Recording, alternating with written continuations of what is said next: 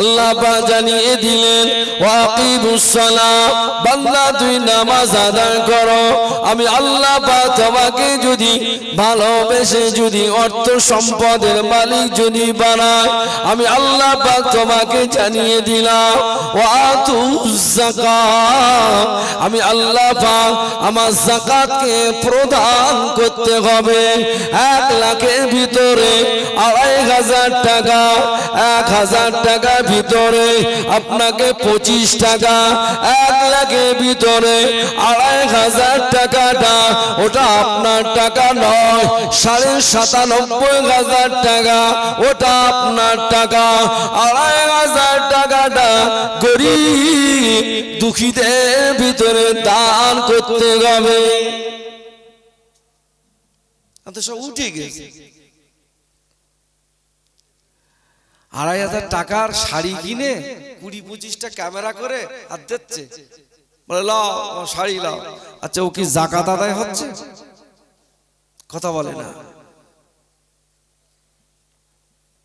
আল্লাহ পাক জানিয়ে দিলে ও আমার হাবিব, আমি আল্লাহ পাক আপনাকে জানিয়ে দিলাম, আপনার মাধ্যমে আপনার উম্মতদেরকে জানিয়ে দিলাম।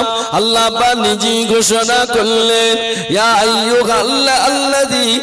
আইয়ুহাল্লাযীনা আমানু লা তাকরাবুস সালাতা ওয়া আনতুম সুকারা হাত্তা তা'লামু। আমি আল্লাহ পাক আপনাকে জানিয়ে দিলাম হাবিব। কি আল্লাহ পাক জানিয়ে দিলেন? আল্লাহ পাক নিজেই ঘোষণা করে দিলেন ওরা যদি নেশা যদি করে, নেশা অবস্থায় যেন নামাজের পাশে না আসে। ইয়া আইয়ুহাল্লাযীনা আমানু লা তাকরাবুস সালাতা ওয়া আনতুম সুকারা হাত্তা তা'লামু। ওরা যেন নেশা অবস্থায় যেন নামাজের পাশে, তুমি তো বলতো না আসে। এই গ্রাম আমি কি আছে বলতে পারবো না বাবা। বৃহস্পতিবার মাল লাল পানি খেয়ে শুক্রবারে প্রথম কাতারে লাইন তার। আল্লাহ পাক জানিয়ে দিলেন আমার বান্দা বান্দিরা, আমি আল্লাহ পাক তোমাদেরকে ঘোষণা করে দিলাম তোমরা যে নামাজ আদায় করবে, এই নামাজ আদায় করতে গেলে ওযু বানাতে হয়। ওযু বানাতে হয়। আমার বান্দা বান্দিরা, তোমরা যে ওযু বানাবে, ওযুর আগে ফরজ গোসলটা তোমাকে করতে হয়। করতে হয়। চাচা তো ফরজ গোসল জানে না, 62 বছর বয়স। ক বছর? চাচারে বলেছি চাচা একটা বার তুমি আমাকে বলো না গোসলের ফরজ কোটা? গোসলের ফরজ কোটা? চাচা আমাকে বলে আমি বেশি জানি না আর আমি বেশি বলবো না, বলে 11টা ফরজ।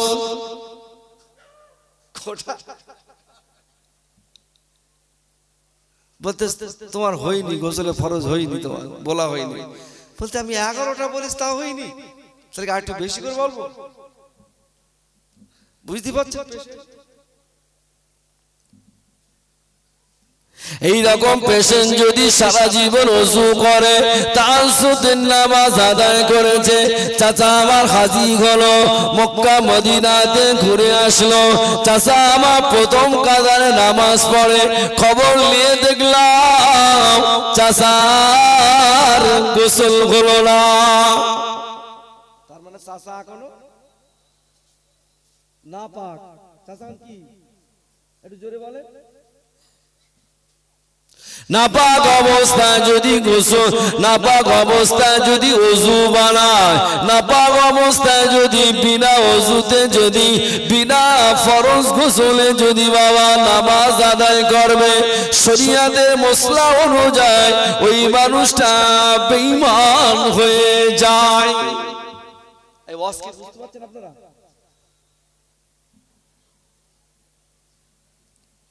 ও আল্লাহ পাকের বান্দা বান্দিরা, ও নিউ টাউনের বালিগড়ির মানুষেরা, আমি আপনাদের ছোট্ট ছোট্ট তত্ত্ব নিয়ে আমি আপনাদের আগিয়ে নিয়ে যাই।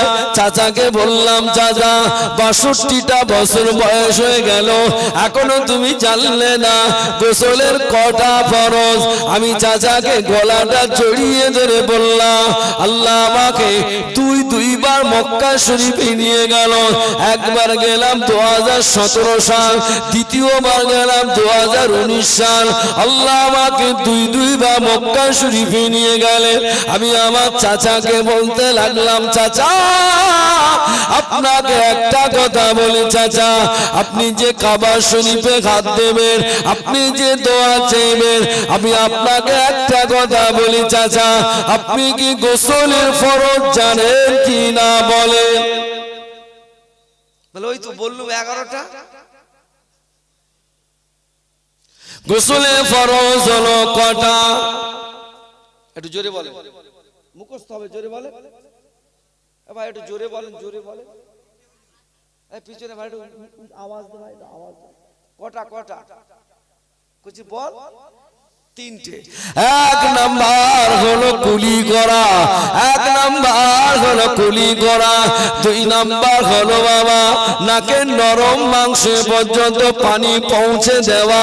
3য় নাম্বার হলো বাবা গোটা শরীরটাকে উত্তম রূপে ধৌত করা। এই 3টি ফরজ, কিন্তু এই 3টি ফরজের ভিতরে আরো কিছু জায়গা আছে গো বাবা, যে জায়গাগুলো আমি আপনাদের জানিয়ে দেই বাবা।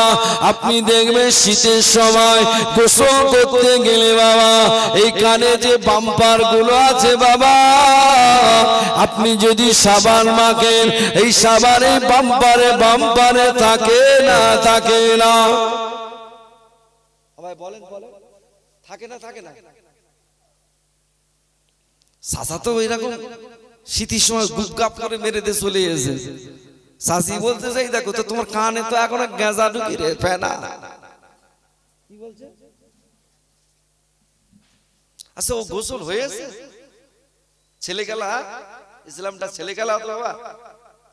এই হলো ওয়াজ। আপনি দেখবেন বাবা শীতের সময় গোসল করবেন, আপনি আপনাকে আমি তত্ত্ব দিয়ে বোঝাই গো বাবা। আপনার যে নাভিটা আছে গো বাবা, এই নাভির ভিতরে হঠাৎ পানি প্রবেশ করে না।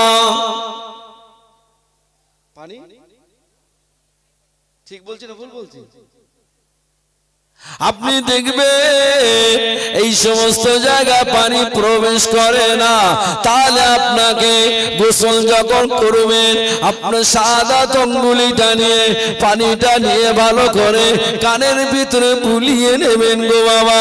আপনি পানিটা নিয়ে আপনার বাম হাতে এই ছোট্ট আঙুলটা দিয়ে বাবা সুন্দর করে নাভির ভিতরে প্রবেশ করে সুন্দর করে ধুয়ে নেবেন। এটাই আপনার ফরজ গোসল আদায় হলো। কি হলো আপনার ফরজ গোসল? তাহলে ফরজ গোসলে কটা ফরজ বললাম? জোরে বলে 3টে। ও আল্লাহ পাকের বান্দা বান্দিরা, আমি আপনাদের তথ্য দিয়ে সুন্দর করে বোঝাই। এবার আপনি আসুন, আপনাকে ওযু বানাতে হবে বাবা। ওযুর কটা ফরজ বাবা? 4টে। 1 নাম্বার হলো দুই মুখমণ্ডলটা ধৌত করা, সুন্দর করে ধৌত করা। 2য় নাম্বার হলো 2 হাতের কনুই পর্যন্ত ধৌত করা। 3 নাম্বার হলো মাথা মুসাফা করা। 4 নাম্বার হলো 2 পায়ের গোড়ালি পর্যন্ত ধৌত করা। এগুলো হয়ে যাওয়ার পরে তারপরে আপনি নামাজ পড়লে ওই নামাজের ভিতরে আল্লাহ পাকের খুশু পাওয়া যায়। আমি আপনাদেরকে সুন্দর করে তত্ত্ব দিতে দিতে আমি আপনাদেরকে এতদূর পর্যন্ত নিয়ে এসেছি। তবে একটা কথা বলি, নামাজ তো সবাই পড়েছেন, খাজা গরিবে নামাজও নামাজ পড়েছেন। আপনাকে একটা কথা বলি, এই পৃথিবীর জমিনে নামাজ বাদ দিয়ে কি আল্লাহর ওলি হতে পেরেছে কি না বলেন? পেরেছে? খাজা আজমিনী কথা বলো, বড় পীরের কথা বলো, উসমান হারুনের কথা বলো, খাজা মুঈনুদ্দিন সহ উসমান হারুনি হুজুর সহ বড় পীর শাহ রহমাতুল্লাহ আলাইহি সহ আল্লামা শরফুদ্দিন শাহ বয়ালি সহ খালা আল্লাহর ওলি কুতুবউদ্দিন শাহ কাকি রহমাতুল্লাহ আলাইহি কথা বলুন, সুফি ফাতে আলী হুজুরের কথা বলুন, মুসাদ্দিদুজ জামান আমার দাদা পীরের কথা বলুন, বসিরাটে বড় মাওলানার কথা বলুন। নামাজ বাদ দিয়ে কে আল্লাহর ওলি হতে পেরেছি কিনা বলেন? নামাজ বাদ দিয়ে কে ওলি হয়েছে? একটা কেউ হয়নি। তাহলে আমরা যে নামাজ বাদ দিচ্ছি, নামাজ বাদ দিয়ে আর বড় সুফি সেজে বেড়াচ্ছি, তার মানে কথা বলে না, পাকা বদমায়েশ। নামাজ হচ্ছে চাচা কোনো খবর নেই, চাচা বলতে নামাজ পড়বে না, তোরা পড়ে গিয়ে আমি যাচ্ছি যাচ্ছি কথা বলতে তোরে কষবো, কিন্তু এটা তুই মাথা রেখে দিস, বিশাল কুচে দেবো। এক ওয়াক্ত নামাজ মিস করলি তুই জানিস তো কত হাজার বছর জাহান্নামে ঢুকতে হবে। সব বুঝে লেমান পড়ে, তা কোনো অসুবিধা নেই, তোর নামাজ পড়ার দরকার। কিন্তু এটাও তুই মনে রেখে দিস, আমি আল্লাহ তোদেরকে যখন তৈরি করো বলেছিলাম, এই জন্য আমার ফেরেশতারা বলেছিল আল্লাহ ওদের তৈরি করতে হবে না, ওরা মারামারি করবে, কাটাকাটি করবে, হানাহানি করবে, আল্লাহ ওদের তৈরি করতে হবে না। আমি আল্লাহ বলে জবাব দিয়েছিলাম, ইন্না আ'লামু মা লা তা'লামু, এ আমার ফেরেশতারা আমি আল্লাহ যা জানি তোরা তা। ও আমার নামাজ পড়ে না, কোনো অসুবিধা নেই, আমি আল্লাহর খোরাক কেড়ে নেবো না। ও নামাজ পড়ে না, কোনো অসুবিধা নেই, ওর ছেলে দোয়ার দরকার, আমি আল্লাহর ছেলে দেবো। কিন্তু মনে রাখিস বান্দা, আমি আল্লাহ পাক এতটা দয়ালু, তোরা যদি আমার শরীয়তের গণ্ডি থেকে যদি বার হয়ে যাস, আমি আল্লাহ পাক কথা দিলাম একদিন না একদিন অপেক্ষায় থাকি। আমার বান্দা যখন আমার বাড়িতে আসে, আমি আল্লাহ বড় খুশি হয়ে যাই। জোরে বলে। আপনাকে একটা উদাহরণ দিই, একটা ছেলের 18 বছর থেকে 19 বছর বাচ্চা কাচ্চা হয় না, ক বছর বলেন বলেন? 20 বছর কোনো বাচ্চা কাচ্চা হয় না। এখন 20 বছর পরে গিয়ে যদি একটা বাচ্চা হয়, সেই বাচ্চার বয়স হলো 7 বছর। ক বছর? 7 বছর। এখন এই 7 বছর পরে যাবে আজমির শরীফে। কোথায়? আজমির শরীফে। হাওড়া স্টেশনে গিয়েছে, আর ওখানে খুব ব্যস্ততম স্টেশন। এখন সে হাত ফসকে ছেলেটা হারিয়ে গেছে। আচ্ছা, ওর বাপ কাঁদবে না কাঁদবে? একটু জোরে বলে। পাগল হয়ে যাবে। ওই ছেলেটাকে 3 দিন 4 দিন একভাবে খুঁজেছে, হলো না। এই থানায় মেসেঞ্জার ডায়েরি, ও থানায় অমুক, ও থানায় তমুক, দুনিয়া পেপার পত্রিকা সব শেষ। 3 বছর পরে গিয়ে ছেলেটা পেয়েছে।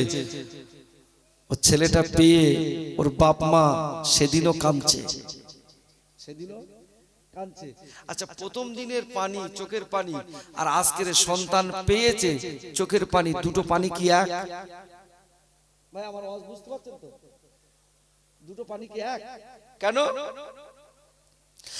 আল্লাহ বলতে লাগলেন, বান্দা প্রথম দিন তোমার সন্তান হারিয়ে গিয়েছিল, দুঃখই তুমি কেঁদেছিলে বাবা ওই দিন।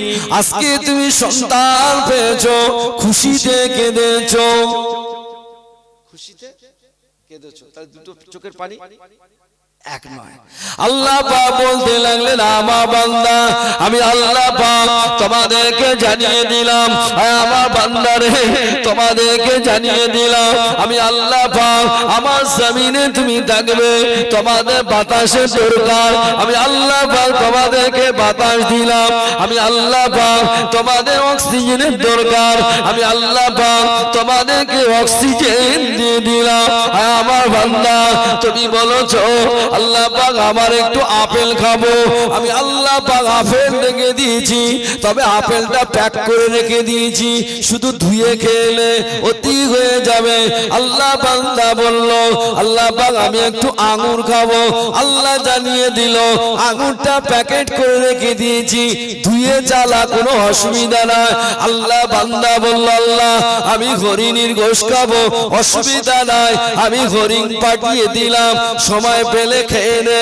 আল্লাহ বান্দা বলল, আল্লাহ আমার মেয়ে লাগবে। আল্লাহ বললেন আমি তোকে দুটো মেয়ে দিয়ে দিলাম, চলে যা চলে যা, অসুবিধা নাই। আল্লাহ আমি চাষ করেছি, আপনার বৃষ্টির প্রয়োজন। আল্লাহ আল্লাহ বললেন বান্দা কতটা বৃষ্টি লাগবে, আমি আল্লাহ পাক বিনা টাকায় আমি আল্লাহ বৃষ্টি নাজিল করে দিলাম, যা চেয়েছিস তাই দিয়ে দিলাম। তবে আমি আল্লাহ পাক বান্দা তোর কাছে আমি একটা জিনিস আশা করেছি, আমার কোনো কারেন্টে বিল দিতে হবে না, জমির ফসলে পানি দিয়েছি আমাকে টাকা দিতে হবে না, সুস্থ রেখেছি আমি আল্লাহ পাক আমাকে টাকা দিতে হবে না। আমি তোদের কাছে একটা জিনিস চেয়েছি, আল্লাহ পাক জানিয়ে দিলেন ওমা খলাকতুল জিন্না ওয়াল ইনসা ইল্লা লিয়াবুদুন। জোরে বলুন সুবহান। আমি আল্লাহ পাক তোদেরকে সৃষ্টি করেছি, আমি আল্লাহ পাক তোদেরকে সৃষ্টি করেছি কেবলমাত্র আমার ইবাদতের উদ্দেশ্য। ইবাদত শুধু নামাজ রোজা হজ যাকাত এটা নয়। তুই চলে যা, কোথায় যাব আল্লাহ, তুই যে চাষ করেছিস ওখানে চলে যা, ওখানে গিয়ে চাষ করে নে। চাষ করার পরে আসরে আযান যখন দিয়ে দিল, তুই গামছাটা বিছিয়ে ওখানে নামাজ আদায় করে নে। আমি আল্লাহ পাক আসমান থেকে তোর নামাজ কবুল করে নেব।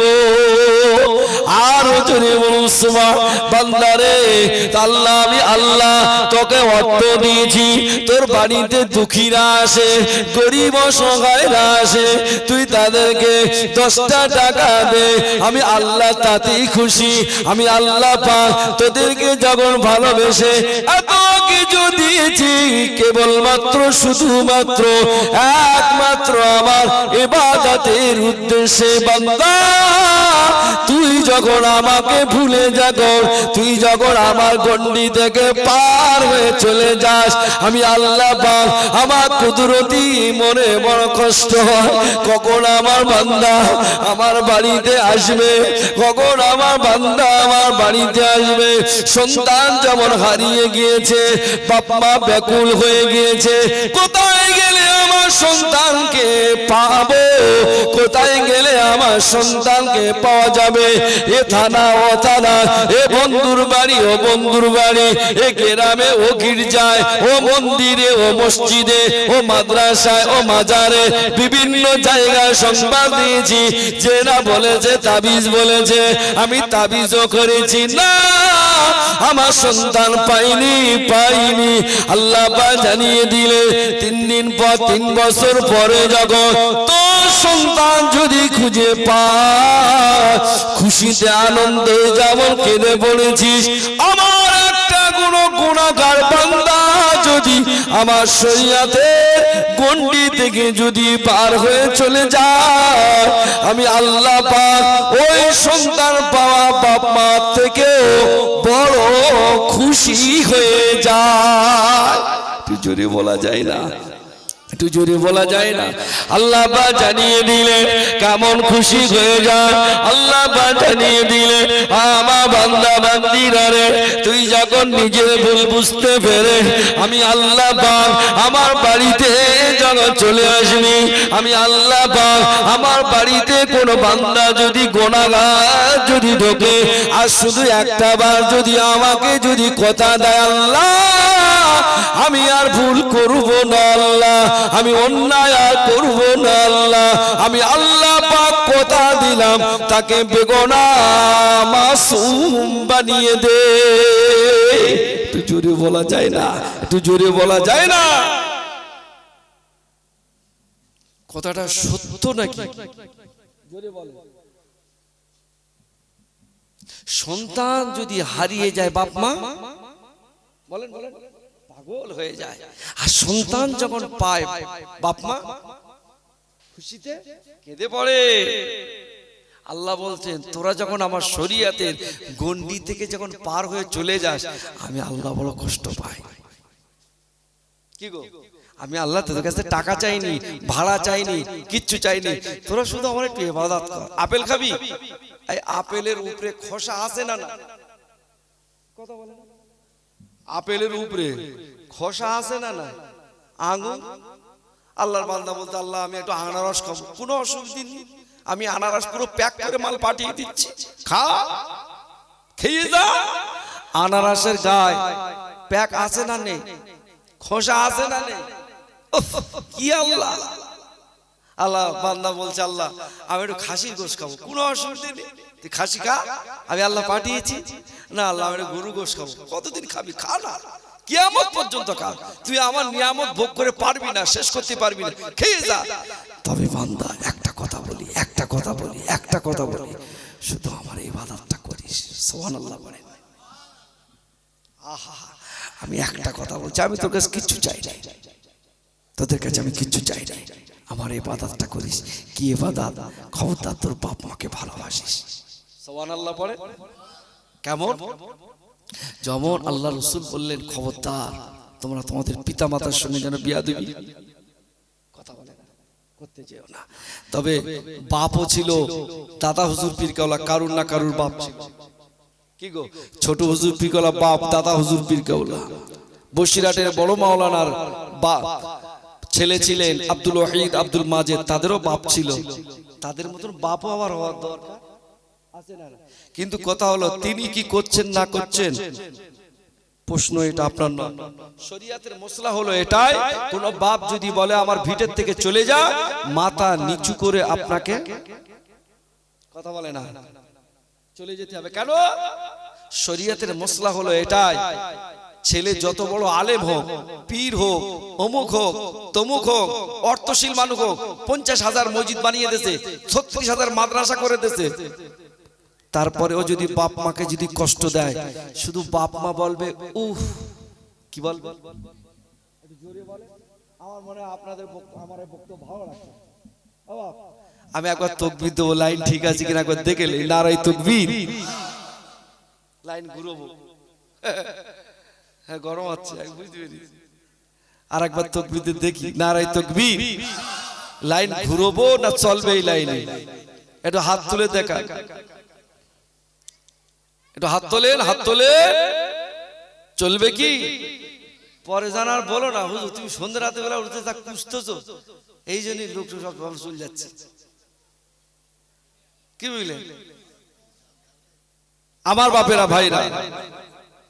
বিদায়ী কথা আপনাদের বলে দেই, আল্লাহ বললেন বান্দা তোদের শর্ত হলো একটাই, শুধু আমাকে আমার ইবাদতটা করবি, অন্য কিছু না। আর ইবাদত যদি না যদি করেছিস, ও মনে করতে আমি নামাজ রোজা করতেছি, হজ করতেছি, যাকাত দিচ্ছি, ফিতরা দিচ্ছি, বিশাল ব্যাপার। চাচার খবর নিচ্ছি, মাল গোপনে গোপনে 10 টাকায় 36 লাখ, বোঝেন? 10 টাকায় 36 লাখ, বোঝেন কিছু? আমার টার্গেট ছিল গত 1 মাস আগে আমার শিক্ষক আমিন হুজুর আমাকে দাওয়াত করেছিলেন ওনার মাদ্রাসা এই মসজিদে, আপনারা দেখেছেন কেউ আমাকে? দেখেছেন? হ্যাঁ, আমার শিক্ষক কোন দাওয়াত করেছিল গত 1 মাস আগে, আমি করে গিয়েছিলাম। কি বুঝলেন? আর আমার নিয়ত ছিল যদি আর একটা বার যদি বালিগড়ি যদি যায়, সেদিনকে আমি টাইম পাইনি, ওখানে 2 ঘন্টা বলেছি অবশ্য, টাইম পাইনি, সে লাইনে আনতে গিয়ে আমার সে জাল ফেলতে গিয়ে সব শেষ হয়ে গেছে। তা আজকে কিন্তু পুরো ফুল টার্গেট নিয়ে বাড়ির থেকে বেরিয়ে গেছি, যা সে খুঁজে দেবো, তাতে যদি 3টে লোক থাকে তাতেই চলে, পুরো ফুল টার্গেট নিয়ে এসেছে। চাচার খবর নিচ্ছি, চাচার নামাজও পড়ে, তাহাজ্জুদও জোরে বলেন চালায়, চাচার খবর নিচ্ছি, চাচা গোপনে গোপনে সুদের কারবার চালায়, ইমামের পিছনে মুয়াজ্জিনের পাশে ওনার জায়গা, 11টায় গিয়ে উনি এখন ভর্তি হচ্ছে মসজিদে, কটায় গিয়ে কথা বলে না তো? 11 টাকা ভর্তি আছে। আমি বলতেছি চাচা তা তুমি যে এই সুদে চলতেছ তা কি হবে? বলছো ওসব ওসব ওসব কোন ব্যাপার না, ওসব আমার ব্যবসার ব্যাপার, ওসব আমি আমার ওসব দ্বারা হয় না, ওসব আমার বড় ছেলে জামাইটা করে, আমি ওসব তাদের বাড়িও যাইনি। কি বুঝলে, বাড়ি যায় না কিন্তু জলসা করে বাড়ি ঢুকতেছি। চাচা শুধু একবার মসজিদ আর মাদ্রাসার রাস্তা করতেছে, চাচার ফোনে কথা বলতেছে আর পাশ দিয়ে শোনা যাচ্ছে কোষপুকুরের যে মেয়েটা দেখলাম, ও মেয়েটা কত বলতেছে, ওর বাপ কত বলতেছে, ওর বাপ বলেছে 2.5 লাখ, মেয়েটা একটু সামলা টাইপের।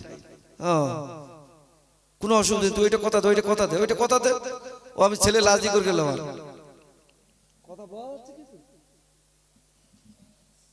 তা এইরকম ধরো তেফেরেঙ্গা বেঈমান যদি নামাজ পড়ে কাজ হবে? মেয়ের বাপ মার গলায় যে ছুরি চালিয়ে দেয় আর সেখান থেকে পনের টাকা নিয়ে যদি বেদায়, সকালবেলা চাচা ফজরের নামাজ পড়ে চুপ করবে, সুবহানাল্লাহ সুবহানাল্লাহ, ইশরাক পর্যন্ত বসে রয়েছে চাচা, আমার ইশরাক পর্যন্ত বসে রয়েছে, ইশরাকের নামাজ পড়ে মাল বেরোচ্ছে, বুকির বুকা খুলে চার দেওয়ার মধ্যে আমার সে কাপটা কই, আমি যে কাপে চা খাই সে কাপটা কই, কাপটা দে, কাপটা লিয়ে আয়। কেন? অতি করে আমার চা দে, আমি বিভিন্ন সব কাপে টাপে খাই।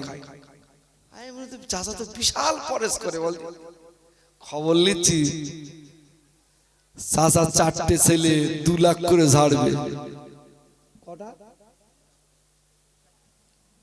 এই সমস্ত নামাজিরা এরা যদি নামাজ আদায় করে, এদের নামাজ আল্লাহ পাকের দরবারে কবুল হবে না। আপনারা কি জানেন বিশাল হাফি রহমাতুল্লাহ আলাইহি তিনি মদ্যপায়ী মানুষ ছিলেন? কি নাম বলে বলেন? বিশাল হাফি। সারা জীবনটা তিনি মদ পান করেছে, মদের নেশায় ডুবে থাকতে একদিন চিন্তা করলেন আর মদ খাবো না। চা বন্ধুদের সঙ্গে সাথী সঙ্গীদের সঙ্গে রাস্তা দিয়ে হেঁটে হেঁটে যাচ্ছে, কোন একটি কাগজের টুকরা বিসমিল্লাহির রহমানির রহিম এই কাগজের টুকরাটা হাতে পেলেন, কাগজের টুকরাটা নিয়ে বাড়িতে চলে আসলেন। বাড়িতে আসার পরে মাকে ডাকতে লাগলেন, আম্মা জান আজ থেকে আমি আর মদ খাবো না। মা বলছে ছেলে এত ভালো হয়ে গেছে কি ফেরা, এ তো প্রত্যেক দিন এসে আমার তো গালি মন্দ দেয়, আজকে এত ভালো হয়ে গেছে। গাল ভরে আম্মাকে ডাকলেন, আম্মা জান এদিকে এসো গো মা, আমার হাতে এটা কি গো মা? বলে এটা কোরআন শরীফের আয়াতে শরীফা। আম্মা জান এটা আপনি ধরে রাখুন আম্মা, আমি গোসলটা সেরে আসি। বিশাল হাফি গোসলটা সেরে আসলেন, পাক পবিত্র হয়ে বাবা কাগজের টুকরাটা নিয়ে সুন্দর করে আতর খুশবু মাখিয়ে বাবা আড়ার মাথায় উঁচু স্থানে স্থান দিয়েছে। দেখতে পাওয়া যায় বিশাল হাফি রহমাতুল্লাহ আলাইহি ঘুম পড়ে গেলেন। আল্লাহ পাক স্বপ্নে খবর জানিয়ে দেন, আমার বিশাল হাফি আমি আল্লাহ পাক তোমাকে জানিয়ে দিলাম, তুমি আমার নামটাকে ইজ্জত করেছো, সম্মানিত করেছো, উঁচু জায়গায় রেখেছো। আমি আল্লাহ পাক তোমার জীবনের গুনাহগুলোকে মাফ করে দিয়ে আমি আল্লাহ পাক তোমায় দয়া করে তোমার নামটাকে আজ থেকে আল্লাহর ওলিদের খাতায় নাম লিখে দিলাম। আরো জোরে বলে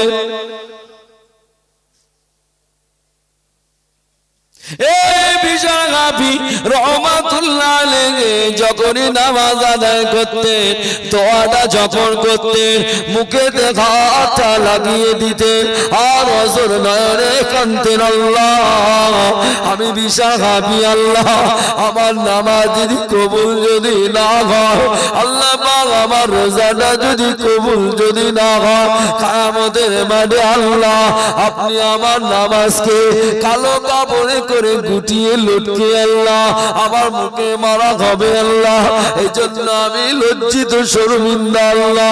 আল্লাহ পাক আমি বিশাল হাবি আল্লাহ, ওই দিন যেন আমাকে আল্লাহ আমাকে যেন মুখে মেরো না আল্লাহ পাকের দরবারে বিশাল হাবি কান্তেন।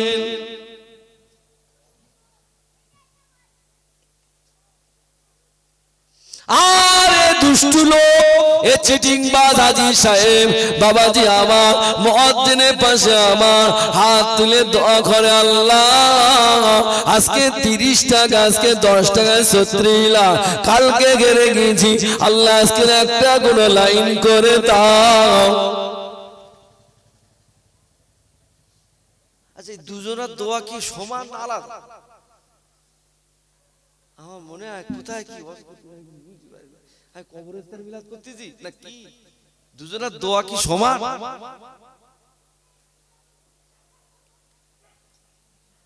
এই জন্য আমি আপনাদের সকলের কাছে বলি বাবা ইবাদত অল্প হোক খাঁটি হোক, ইবাদত অল্প হোক কিন্তু খাঁটি হয়।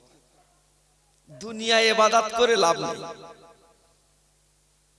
কে তোমাকে বললো তাহাজ্জুদ পড়ো, ইশরাক পড়ো, চাষ পড়ো, আবিন পড়ো, দুনিয়ার নামাজ পড়ে চাচার খবর নিচ্ছি, চাচা আমার গোপনে গোপনে সুদ চালায়। গোপনে গোপনে কাজ হবে বাবতে। ওদের ভিতরে আরেকটা জিনিস আপনাদের বলে দিচ্ছি, শুনে নেন, খুব ইম্পর্টেন্ট জিনিস। আমি এমন ভাবে সাধারণত ওয়াজ করিনি, কিন্তু আপনাদের বুঝিয়ে বুঝিয়ে বলছি। কিন্তু যারা সুদ খায় তাদের অন্তরটা না পুরো কালো হয়ে যায়, তাদের ভিতরে আল্লাহ দয়া মায়া রহম দেয় না। কথা বলেন, আপনি দেখবেন সুদখোর যারা হয় তারা তাদের ভিতরে দয়া মায়া আল্লাহ তুলে নেয়।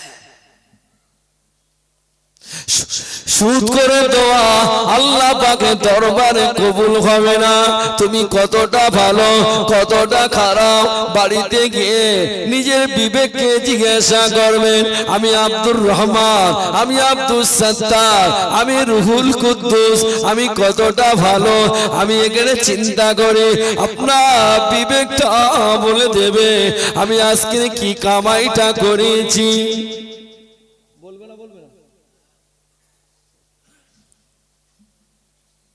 এই জন্য দুই একটা লোক কিন্তু বলে মাঝে মাঝে, ভাই